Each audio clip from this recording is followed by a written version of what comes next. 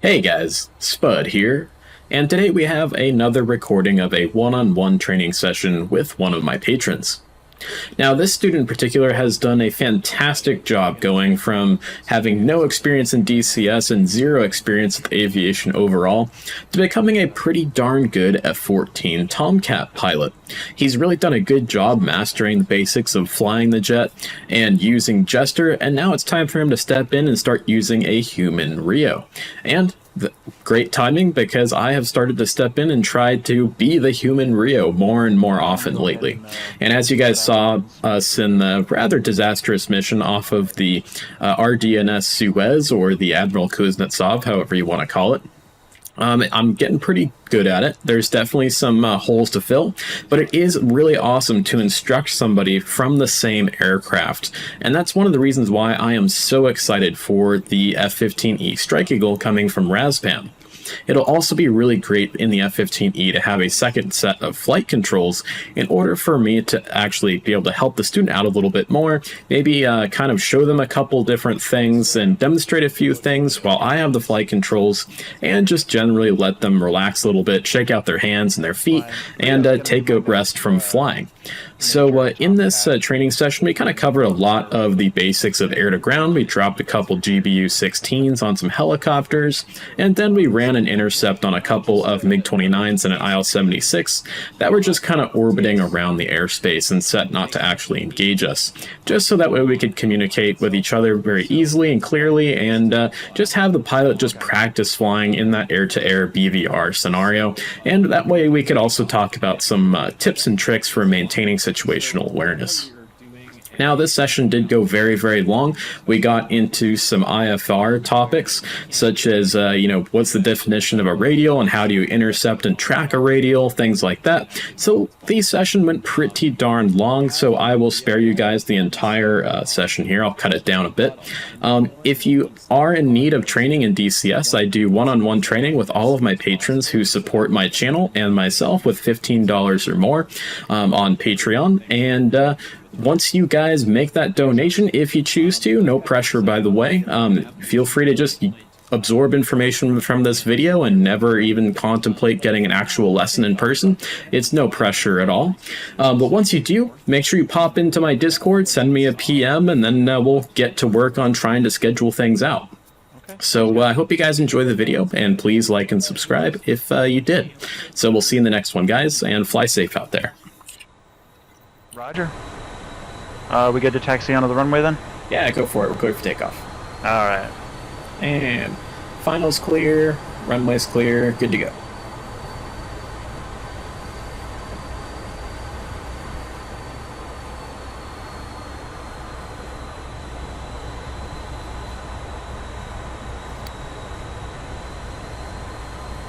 Alright, so I've got data link, so that's nice. I don't know what the hell happened in the mission on Sunday where I could not get data link to work. Oh, interesting. I think it's because we had a borked INS. I think somehow I messed up the INS alignment on the Kuznetsov. I think a lot of the Rios were talking about that. Yeah, I think next time I do that, I'll just have the Tomcats do hot starts, so that way they can avoid all that nastiness. Alright, control wipe. Yep, just check external lights and we're good to go. Lights. Rudders, your rudder's good? Okay, yep, cool. Good. Full, free, and correct. Here we go. Alright, let's do it.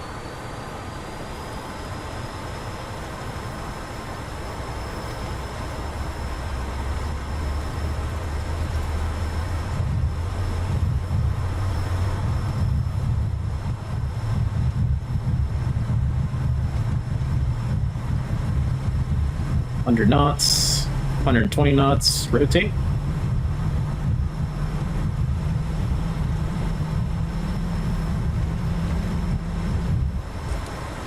Gear up, and flaps up.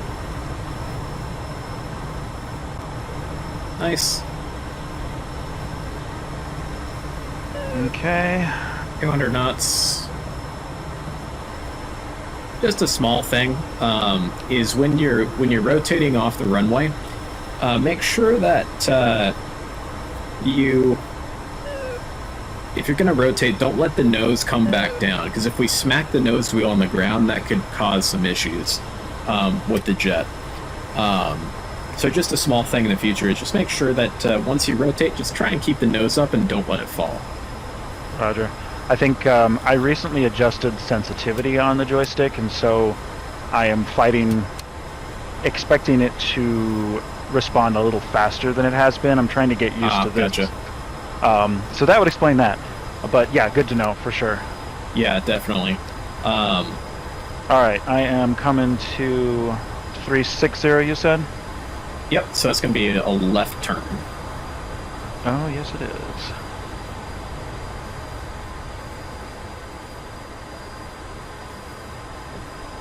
And we are... I'll go ahead and start climbing the turn.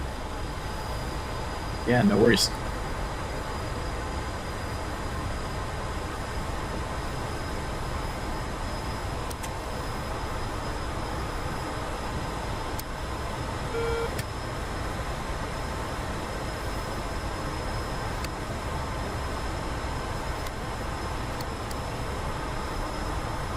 Oh boy, having data link makes this so much easier. Holy cow.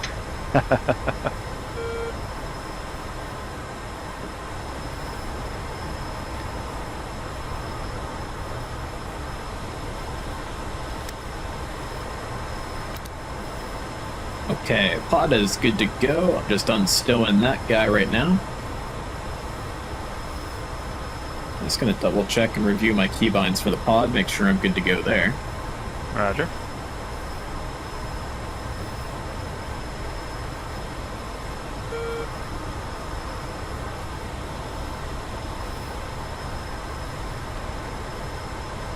Okay, passing Angels 7. We're going to 15, right? Yeah, let's go for Angels 15.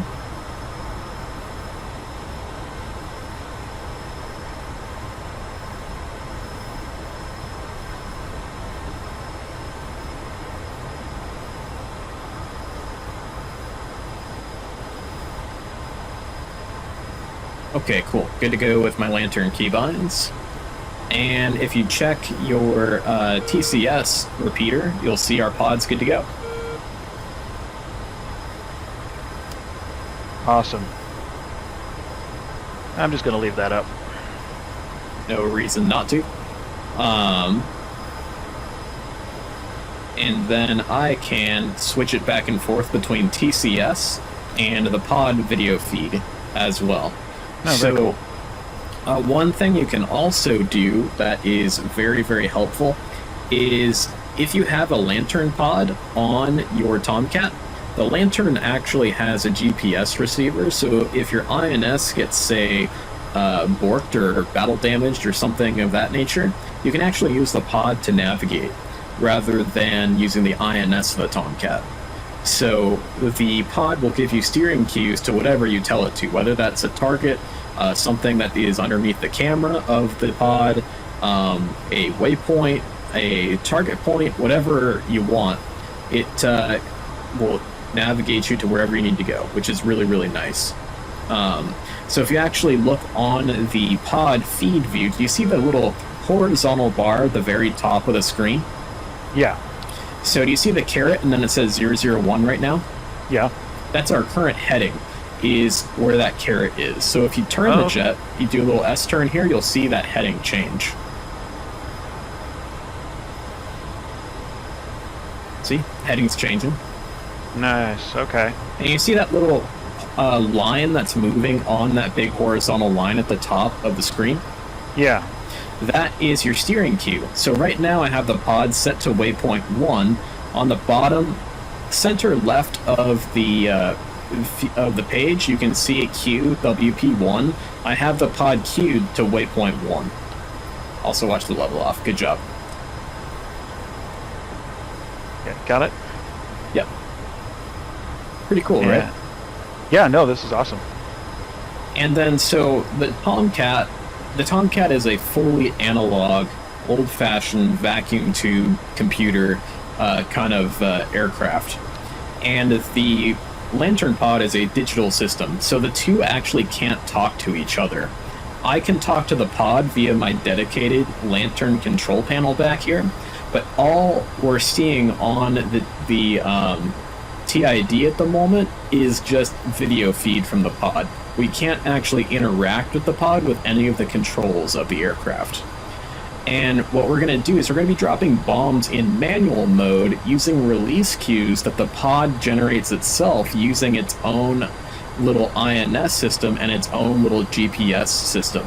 So it's going to tell you when to drop the weapon. And so you'll see how it looks, and it's really not hard at all. It's not bad.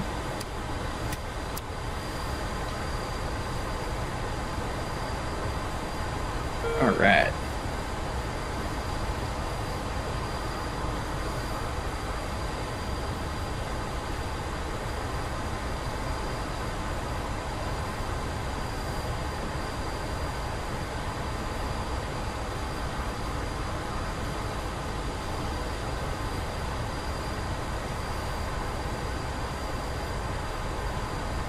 You know, one of the things that I really was very grateful for learning DCS on the Tomcat first was It feels like almost every other jet that I have picked up is easier to fly, even if the systems are more complicated.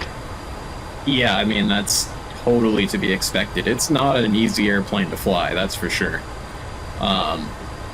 So I can see our target down there, our target island, that is.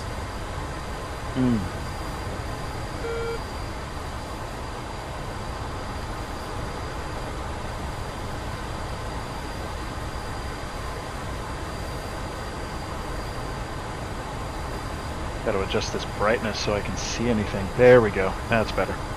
Yeah. There's a giant white splotch with some smoke on the side there.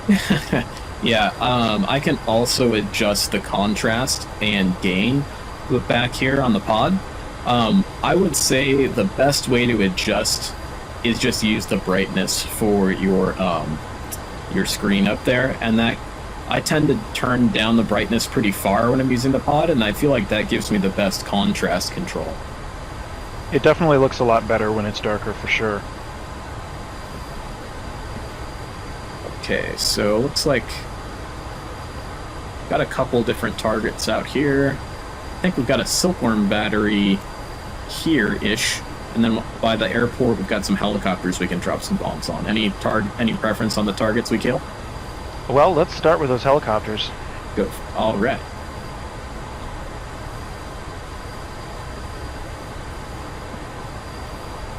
Okay, so some additional constraints and limitations for the pod that you probably won't see on the other pods you use unless you fly the JF-17 with WMD-7 is we can't actually go to an area track until we're roughly about 15 to 20 nautical miles away. And so that's why I have the pod queued to the waypoint at the moment, because if I bring it away from the waypoint, see how it moves? I can't stabilize it until we get closer. Oh, actually, it let me stabilize it a lot earlier than I thought it would, so that's interesting. 26 nautical miles. Yeah, that's not bad. Well, if that's true, I can probably start turning in on the target, because if I remember some description somewhere, with a Lantern pod, you're not orbiting, you're flying directly over, so that you can, or it's kind of a mix of both, maybe? It's the same as any other targeting pod, so if you have a favorite tactic, then it's whatever, whatever you prefer. So why don't we go ahead and hop down below this little cloud deck, so that way we can keep an eye on the and then here, I'll cue the waypoint again, so that way you can get your nose on it. So it's going to be left about 17 degrees here.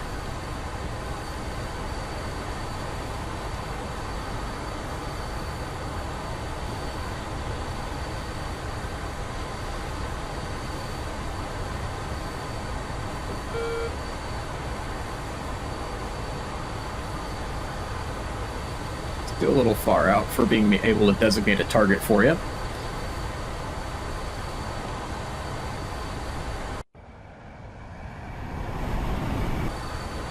Something also to keep in mind when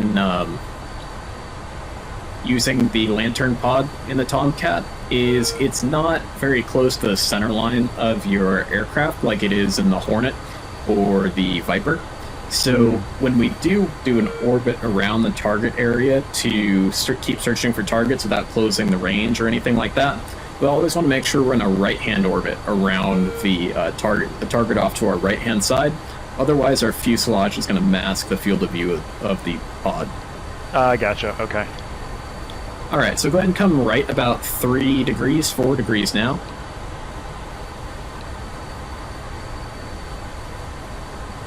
All right, I messed up. I gotta choose our weapon here.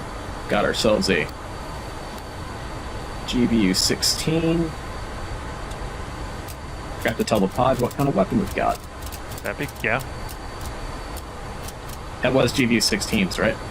Yeah, I think that's what you told me to put on. Cool. All right, and go ahead and make sure you're in air-to-ground mode on the HUD.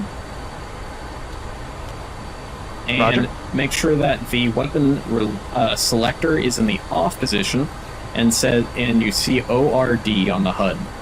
Yep, and master arm is on. Beautiful. That's what we want. All right, let's queue up one of these Hueys on the ramp down here.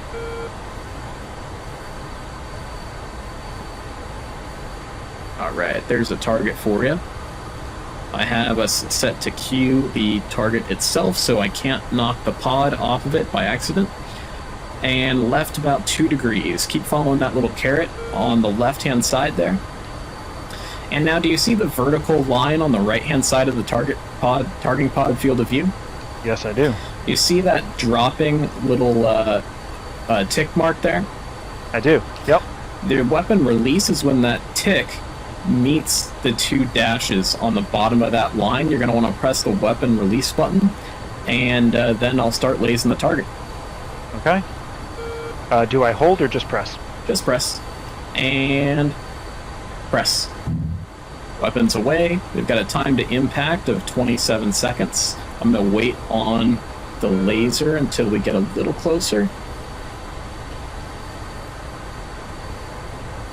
And we are lasing. When you see the little L flashing, you know that the laser is shining. Okay.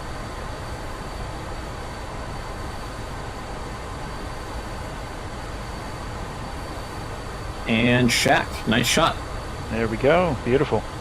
Pretty simple, right? Oh, yeah.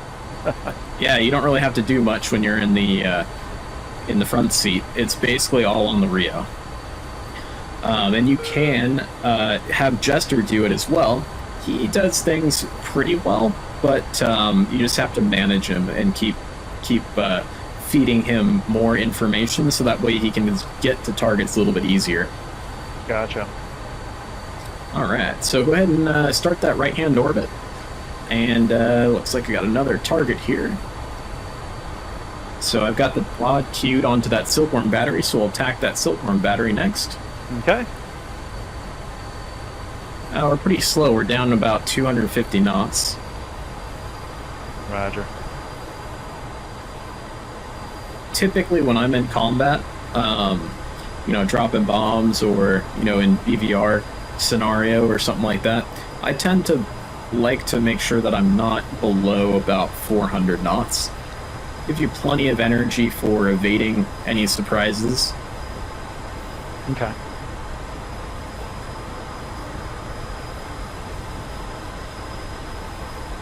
Maybe give yourself a little bit of extra room. We're only 6 miles from the target. That way you can get your settled up on the target nice and easily.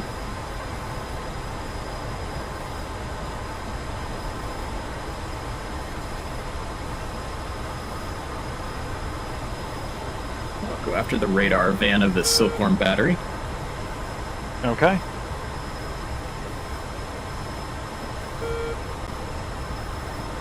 I've got the target queued up, so no problem there. Let's do a left 270, and that'll give us lots of separation from the target.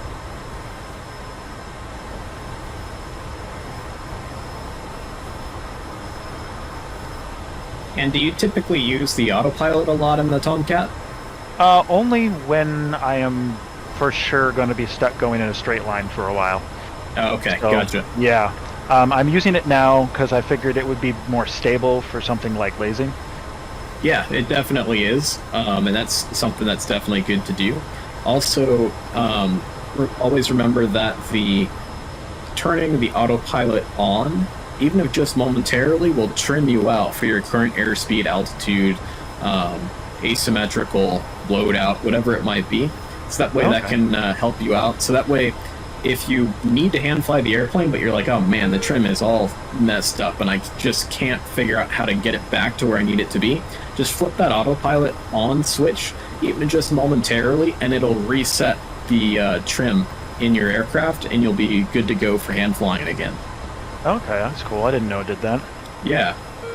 So the autopilot, so there's the trim system is an electrical trim system in the Tomcat, obviously. It's not, you're not actually influencing the wires and pulleys, with a wheel or something like you would in, like a Cessna or an old airliner or something.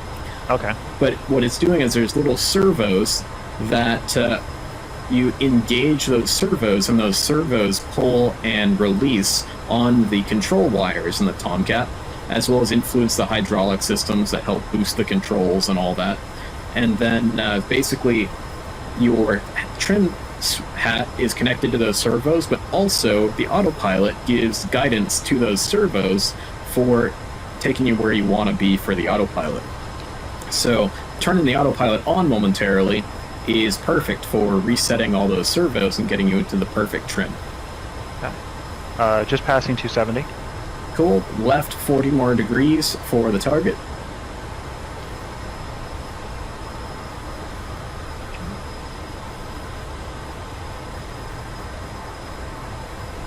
$20. 10 degrees.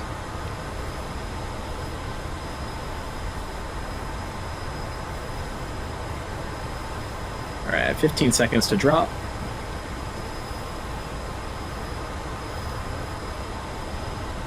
Nice, on track. 5 seconds to drop. 3, 2, 1, pickle. Pickle. Nice. Let's keep on this line for me.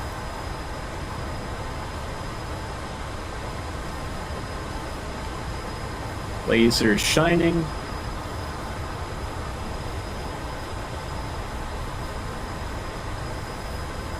Ten seconds to impact.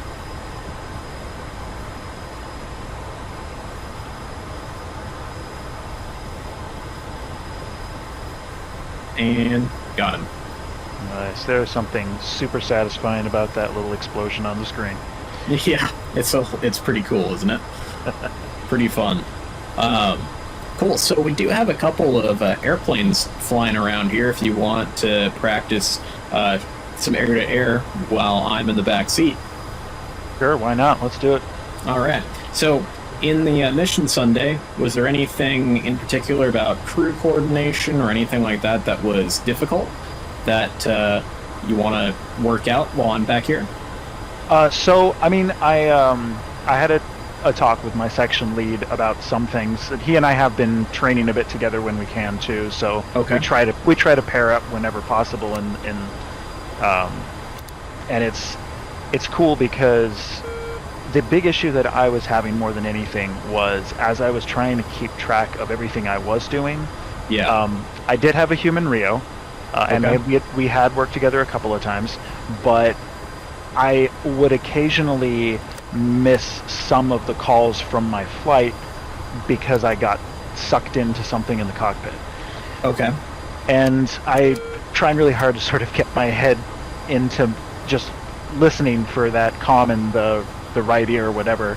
But during the mission, we kept swapping which radio was using the flight. Okay. And so it was getting confusing because I it was switching what side, and I don't think at the time I realized how much of a problem that was until after the fact. Right. Well, typically in a Tomcat crew, the RIO will talk on his radio. The ARC 182 can do both VHF and UHF frequencies. So the backseater, the RIO, will do all of the communications outside of the flight. So go ahead and come left, and let's go for a heading of, let's go back to 360. 360. And so that will take some of the pressure off of the pilot. The pilot is free to use his radio up front, which is, I think it's, the ARC 159, because that one will only do VHF. A VHF frequency is usually assigned for the intra-flight frequency. So if you just keep your radio up front with your flight, and the guy in the back does the radio for ATC, GCI, whatever it is, because he can switch through all frequencies in the spectrum, then that's usually the way to go. And then, all Tomcat crews are different, but typically in real life, the RIO would do 98% of the radio work. The pilot will usually only talk on the radio if it comes to talking to a wingman or a flight lead or something of that nature. And then the RIO will usually work with the GCI and ATC and all that. Okay, yeah, that makes sense. Yeah, so next time you're in a mission, you have a RIO, you can just pre-brief him and be like, hey man, I'm going to talk to our flight, you talk to ATC and GCI. And of course, if somebody gets overwhelmed or somebody missed a radio call or something, it's totally fine, of course, to change that up. Of course. Okay, that makes sense. Yeah. Okay, looks like we got, let's see, we've got some enemy aircraft out here to play with. If you bring up your TID repeater up front, we've got a guy, looks like a flight coming around the end of an orbit. They're at roughly 20,000 feet, and they are off at our 1 o'clock. So let's come right about 20 degrees.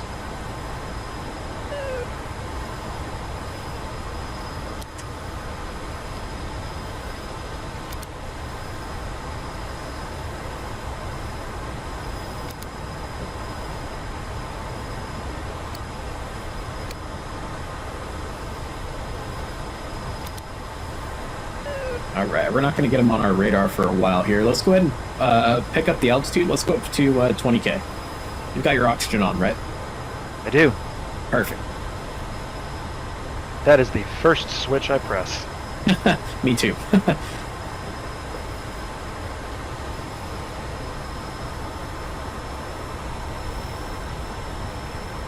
Now let's go for 450 indicated. And external lights off.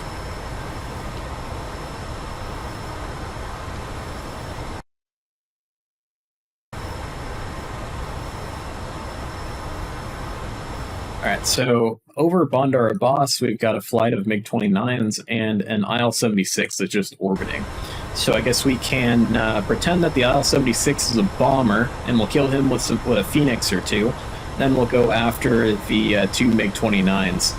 The bomber is in the center, MiG-29s are off to the right. You should be able to see that. Okay.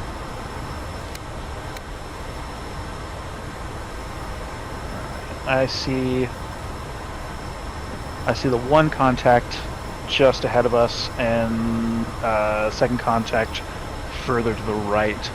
Yep. Are those the ones? Okay. Cool. Yeah, second contact are the two MiG-29s, and the center contact is the IL-76. That's our pretend bomber for today. Okay.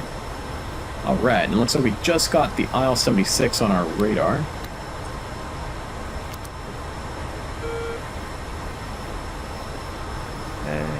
Go to Twiz. We'll hook him, and we'll interrogate him with our systems just to make sure. Appears to be a bad guy. Perfect. Alright, so we'll make sure we tell our system that he is in fact a hostile.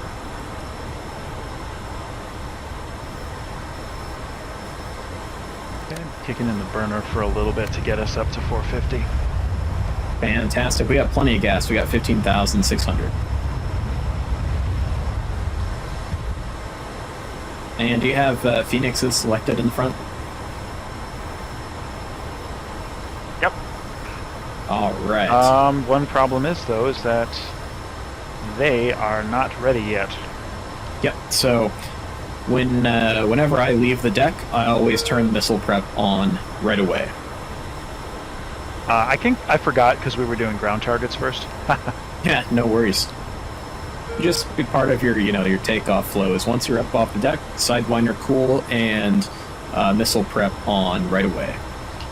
That's all good. We're still 100 nautical miles away from them, and it'd be kind of a Hail Mary to fire it from this far away. Fair.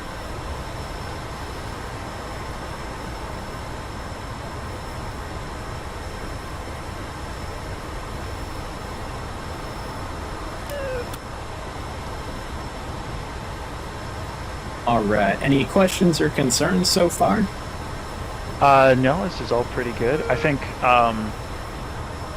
as far as like other stuff that I feel like I probably need to work on for missions anyway is just being able to get my situational awareness in terms of also catching up and getting with my formation, because when we took off from the carrier, the minute that the first 3 planes were off the deck,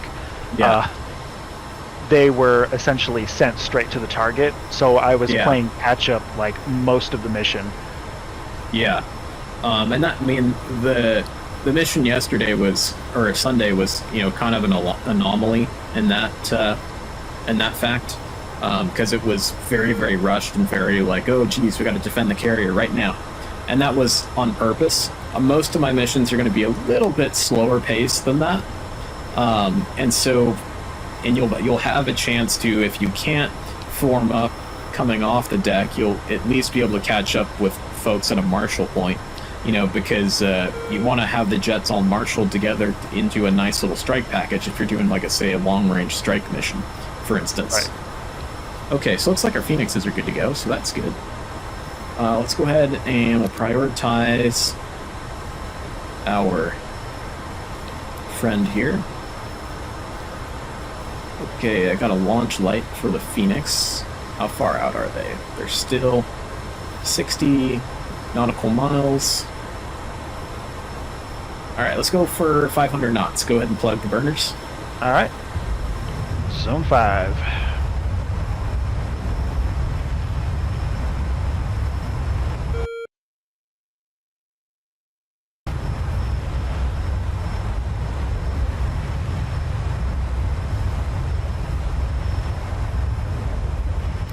Alright, Mach 1.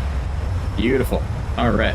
Let's see if we can fire a long shot at this here. Okay, pitching up. Alright.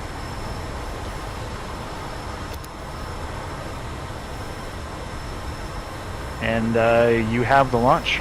Okay, here we go.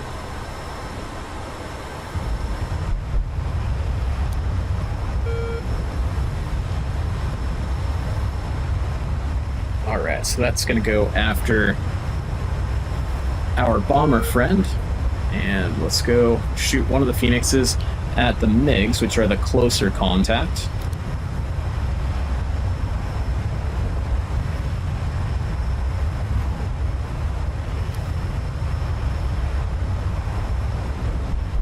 Now let's see if these Phoenixes actually impact, because these targets are not set to be maneuvering. So they should just act like drones and just wait to die. All right. These are pretty far launches, so we'll see what happens. Now, bringing nose back down. Alright, we'll try and keep these guys on our radar as long as we can to keep supporting those Phoenixes as long as we possibly can.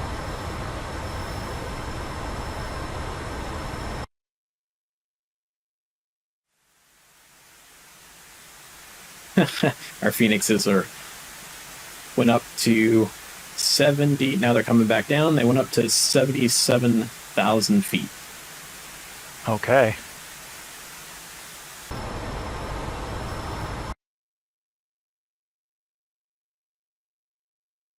I don't think we're going to hit the IL-76. Unfortunately, the Twiz showed me a bad heading on him, so he's actually flying away from the missile. So he's probably not going to get hit by it. Ah, darn. Okay. Okay. We got these MiGs coming in. Yep.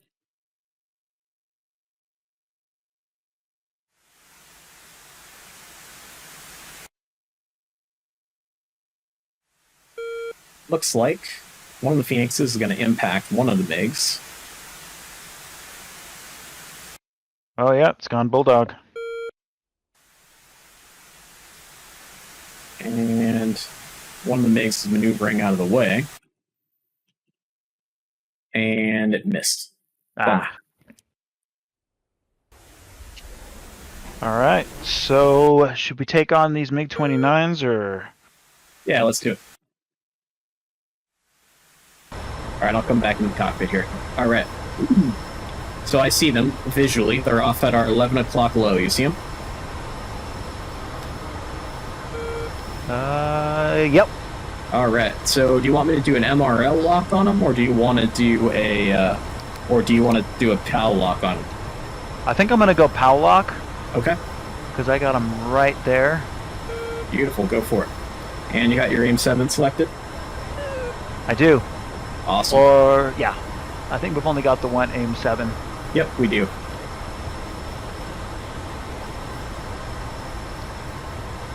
You have a lock on? Lost visual. Okay, it's right off our nose. So it's at our 1230 low. 1230 low, right over the top of Bandar Abbas Airfield. Okay. I'm going to pause it real quick just so we can talk. Okay, so you talked earlier about situational awareness, right? Yeah. Okay, so small thing here that, it's not a big deal, obviously, but I would say with prioritizing these two MiGs, so we got one MiG at our 3 o'clock low directly over the top of Siri Island down there. Or I'm sorry, no, that's actually Hormuz Island.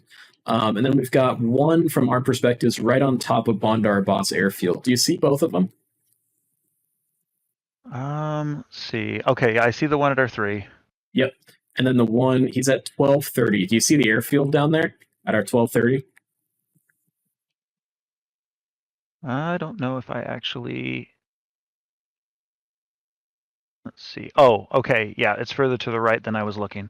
Yeah, Got sorry. it. Maybe should have said 1 o'clock. So the MiG, he is right up, just look, from our perspective, he looks like he's over the airfield, but he's not. He's closer than that.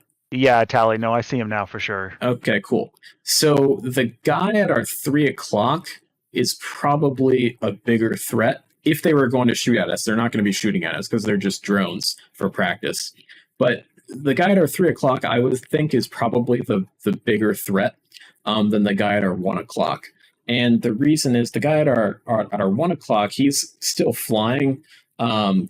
He's flanking us right now, and he's slightly cold away from us, whereas the guy at our 3 o'clock is very, very close to us, and he's nose on to us at the moment. So, Gotcha. and it's hard to, keep track of that, but that's also where the second pair of eyeballs, me being the RIO and the Tomcat, is a massive, massive advantage, is Right. I can keep track of where somebody else is if you're, say, trying to go after the guy at our 1. But if you're flying, say, an F-18 or an F-16, and you'd probably be able to see it on your radar scope a little bit easier than you can in the Tomcat, is I would go after that guy at the 3 o'clock first. But Okay. Since we're already here, let's go after that guy on our 1 o'clock, and I'll keep track of the guy at 3 o'clock, and I'll get you vectored back onto him. Okay, sounds good. All right, here comes the unpause. You ready? Go for it. All right.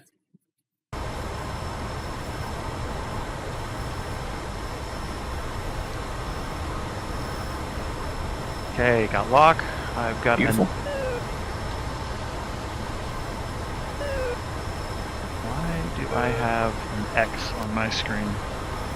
An X? flashing. Huh. It probably is a... Yeah, it's a pull-off queue, so we got pretty darn close to him. So maybe select a Sidewinder, shoot Sidewinder at him? That sounds better. Yep. Okay, got tone. Yep, so that was really fucking close. Holy cow. That was. Alright, so other guys that are 6 o'clock. Yeah, so that's a collision queue, is what that flashing X is, yeah. Alright, he's still at our 6 o'clock. He's at our 5 o'clock low. 5 o'clock low. It's coming through. He's at our 12 o'clock high. Real high. 12 o'clock high. Keep pulling, keep pulling, keep pulling. Oh, nope. Now he's on our 3 o'clock. Now he's on our 3. 3 o'clock. Tow altitude, 3 o'clock. I see him.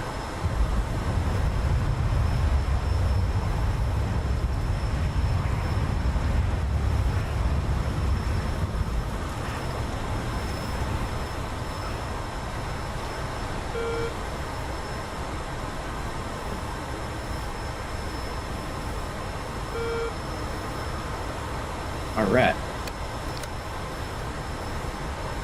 Okay, got him locked.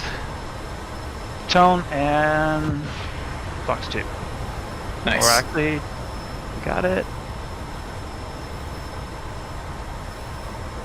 And impact. Nice shot. Okay. All right, so let's go ahead and find that IL-76, and we'll hit him with our Sparrow. All right. So it's gonna be somewhere near our 6 o'clock here. So go ahead and start to come around. There's a friendly tanker over there. Don't want to go after him. I see something, but that might be on the ground. Yeah. Yeah. Okay. So it's at our 12 o'clock. Oh, yep. Nope. Tally. Yep. All right. All right, let's see if we can get him on our... It's about 100 nautical miles away, so we got plenty of time here. Okay. It's 65 miles away.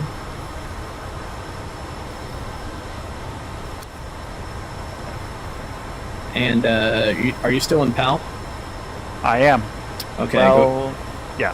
Go ahead and give me the radar back. Actually, I don't think it is on PAL. I'm not seeing the. I'm not seeing the target diamonds moving. Okay, anymore. perfect. All right, that means I've got the radar back. That's perfect.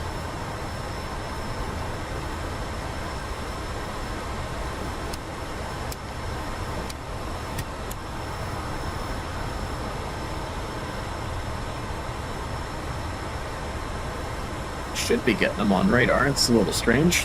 He's pretty big boy out there. 60 miles out.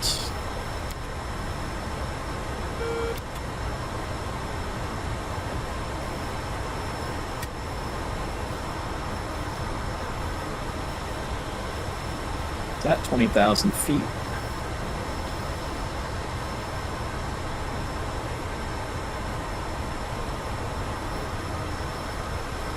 Oh, interesting. He's above our scan. There we go. Alright, now we got him. Alright. Get him. All right.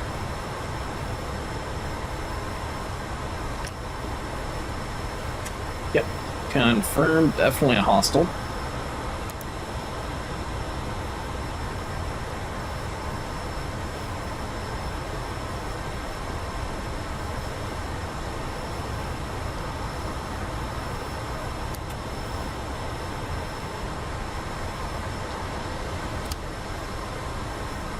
Still to the left a bit, isn't he? A little bit. Alright, now we've got a, should have a target queue for you. I got it. Fantastic. Okay.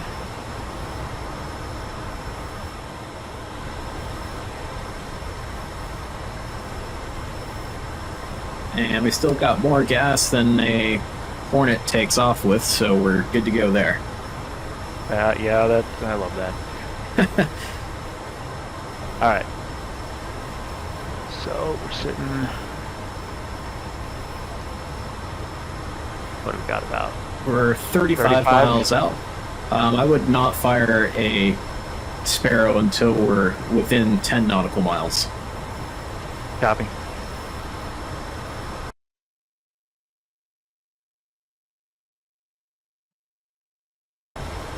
So he's tracking left, so go ahead and come left a couple degrees and try and fly more of an intercept on him. So keep coming left, keep coming left, keep coming left. Missile shot's looking more and more valid. That's good. Nice, that's looking better.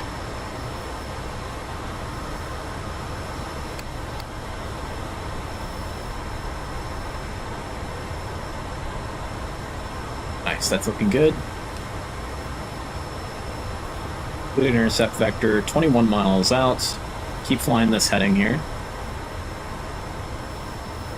I don't know. I don't see him visually yet, but he's out there. We know he's out there. Yeah, AWG-9 says he's there. Yep, just hold this heading. Alright, start to come right now. We might have overdone the intercept. Okay, coming back. I wish I had a HUD repeater back here. That would be nice, but Yeah, right. I don't. So I can't complain about it. Oh, I see him visually. He's at our 1 o'clock high.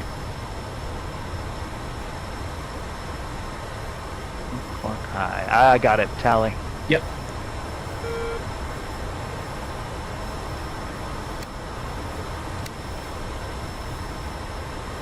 And we are 9 miles out. We're going pretty fast. It's an uphill shot though, so go ahead and shoot whenever you're comfortable. All right, I'm going to get a little better in front of him and box one.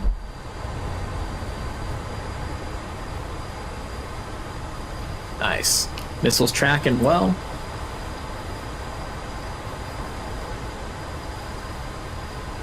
And splash. Got him. Nice job, dude. All right. Fun times. Absolutely. Okay. Have you done much work with TACANs at all in radio navigation? Yes, I